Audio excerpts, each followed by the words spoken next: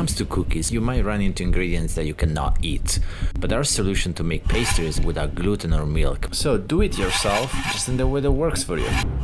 Okay, let's start with the dough.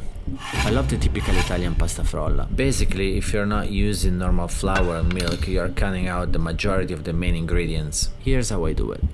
I replace butter with olive oil and normal flour with brown rice flour. This is just the way it works for me, but you can find your own way. Let's start with the egg. I start beating the egg with a whip and then I add the sugar.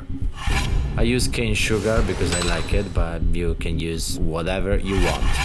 I only like to use extra virgin olive oil because it's rich of flavor, it's healthy, and it works for me. But use what it feels good to you and find the flavor and texture you like. To find a nice balance, I personally like to add a touch of soy milk.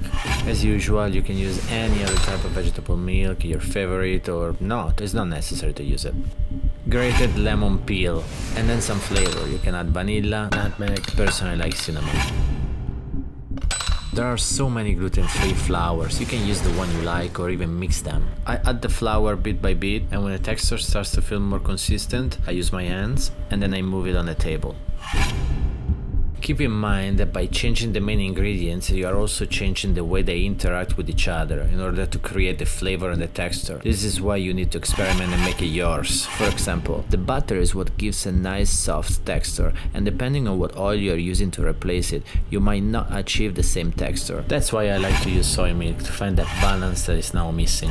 I also don't want to get crazy with sugar or oil, just the right amount for a good flavor, but without it being heavy and greasy. Okay, keep working on your dough until you find the right texture.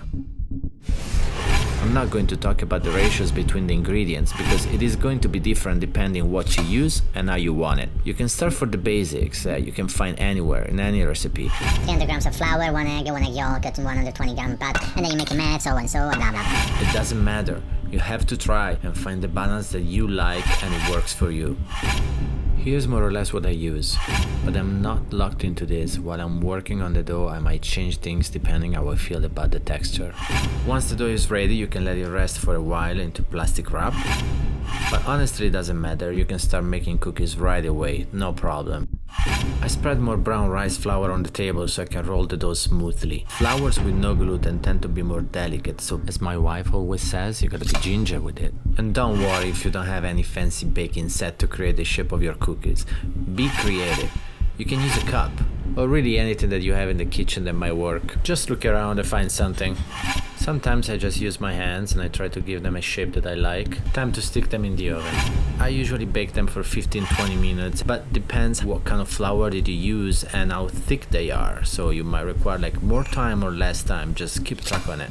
When the cookies are ready, I create the compositions in the plate. The full video is about like the cream, croissants, pastries, check that out. Here is only cookies. Powdered sugar. Everything is ready and... Bon appetito! Yeah, that was my wife.